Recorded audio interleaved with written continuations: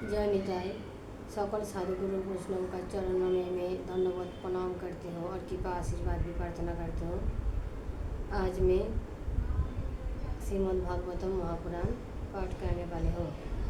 तो पाठ करने का पहले मैं मंगल आचरण शुरू करती हूँ। ओम तत्सद ओम तत्सद ओम तत्सद। अज्ञानतिमिरन्धस्य ज्ञानञ्जनशलाकया चक्षुरुन्मीलितं येन तस्मै श्रीगुरवे नमः। वंशकल्पतरुभ्यश्च कृपासिन्धुभ्येव च पतितानां पावनेभ्यो सकलवैष्णवजनेभ्यो नमो नमः। जय श्री कृष्ण चैतन्य प्रभु नित्यानंद। हरे कृष्ण हरे राम श्री राधे गोविंद। हे कृष्ण करुणा सिंधु दीनबंधु जगतपते गोपेश गोपीकांत राधाकांत नमस्तुते। तप्त कांचन गौरांगी राधे वृंदावनेश्वरी विश्वभानुसुते देवी तं नमामि हरिप्रिये। नमो महावदनाय कृष्ण प्रेमोपदायते कृष्णाय कृष्ण चैतन्य नाम्ने गौरतिसे नमः। वंदे गुरुणीश ईशम अवतारकान् तत्पकसंसुतच्युते कृष्ण चैतन्य संगकम्।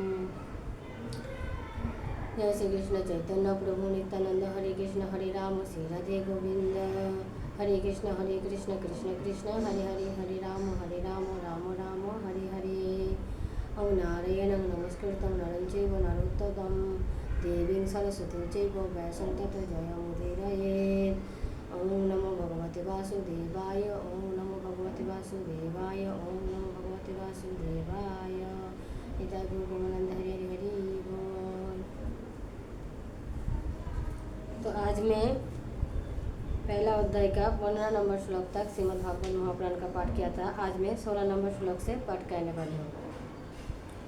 राधे राधे। क सुधा क कथा लोके क कच्च क मुनिर्महान ब्रह्मरातो विचर्जैवं तदा देवंजहासः।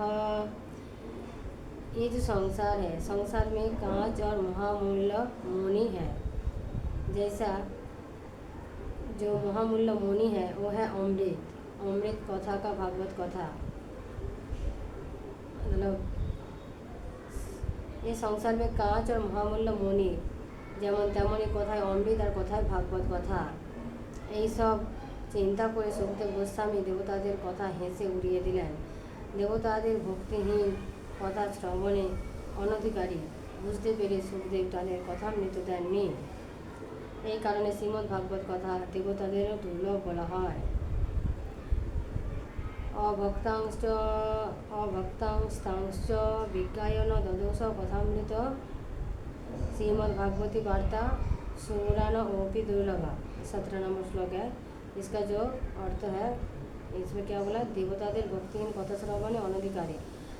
ये বুঝতে পেরে সুখদেব তাঁদের কথামৃত দেন। এই কারণে শ্রীমদ্ ভাগবত কথা देवताদের दुर्लभ बोला है।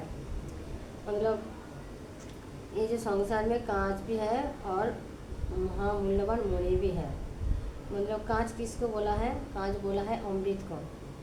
और महामूल्य मुनि किसको बोला है? उसको बोला है श्रीमद् भागवत महापुराण का जो कथा है वो है अमृत, इसलिए बोलता है भागवतामृत, मतलब भागवत अमृत कथा। तो इसलिए मतलब सुखदेव गोस्वामी को पता चल गया जो ये जो कथामृत है, भागवत कथामृत है, ये देवतारा भक्ति कथा श्रवण अनधिकारी, मतलब कथा श्रवण करने का योग्यता नहीं है देवता लोग को। तो इसलिए कथामृत सुखदेव गोस्वामी मतलब श्रीमद् भागवत महापुराण का जो कथा अमृत वो कथा सुखदेव गोस्वामी देवता लोग को नहीं सुनाया। इसलिए बोला श्रीमद् भागवत कथा देवतादेरों दुर्लभ बोला है। मतलब श्रीमद् भागवत कथा श्रवण करने के लिए बहुत योग्यता का प्रयोजन होता है। एक देवता लोग को भी मतलब सुनने का श्रवण नहीं मिलता है। श्रवण करने के लिए मतलब योग्यता चाहिए और ये मतलब श्रवण करने के लिए मिलता है, ये बहुत दुर्लभ है। 18 नंबर श्लोक है। रागो मोक्ष तथा भिक्ष पुराधातापि विस्मित सत्यलोके तुलां विद्यात तोलयत साधन अन्नज। পুরাকালে শ্রীমদ্ ভাগবত শ্রবণে মহারাজ পরীক্ষিতকে মোক্ষ লাভ করতে দেখে ব্রহ্মা বিস্মিত হয়েছিলেন। তিনিও সত্যলোকে সকল প্রকার সাধনকে ওজনে বিচার করেছিলেন। मतलब जो ब्रह्मदेव है, हमारा प्रजापति ब्रह्मा, मतलब मनुष्यगण को सृष्टि किया है, वो ब्रह्मा भी मतलब विस्मित हो गया, जो कैसे मतलब परीक्षित महाराज ये भागवत श्रवण करके उसको भगवत धाम में पहुंच गया, मोक्ष लाभ हो गया। तो इसलिए जितना साधन किया है उसको मतलब अर्जुन से विचार कर दिया ब्रह्मदेव। 19 नंबर श्लोक है। लघु अन्नानि जातानि गौरवेण इदं महत् तदा ऋषिगणा सर्वे विस्मयं परमं जजो। ওজনে ভাগবতে নিজের মাহাত্ম্যে সব সাধন অপেক্ষা भारी হয়, তা দেখে मुनि ऋषिरा সকলেই चमत्कृत হয়। तो जो विचार किया था, ओजन किया था ब्रह्मदेव, तो उसमें देखा है क्या साधन भजन मतलब साधन भजन एक तरफ था और श्रीमद् भागवत महापुराण एक तरफ था। तो ओजन में जो ज़्यादा ओजन हुआ वो देखा है सकल मुनि ऋषिगण, देखा जो श्रीमद् भागवत गीता है ज़्यादा ओजन में भारी है।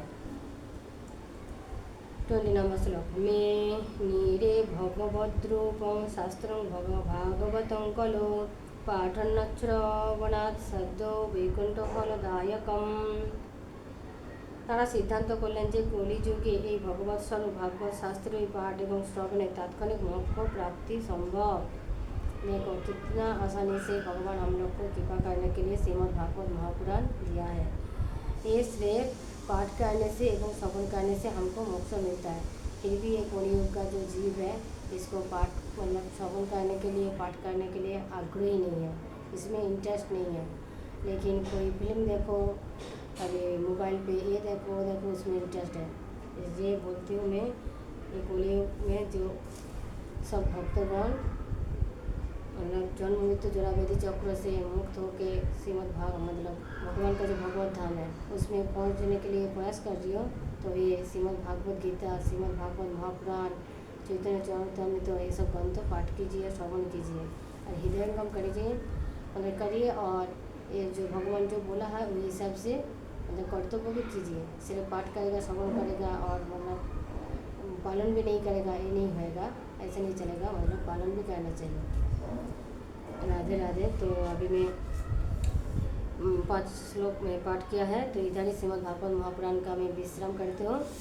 आगे में श्रीमद् भागवत महापुराण का महत्व पाठ करते हूँ।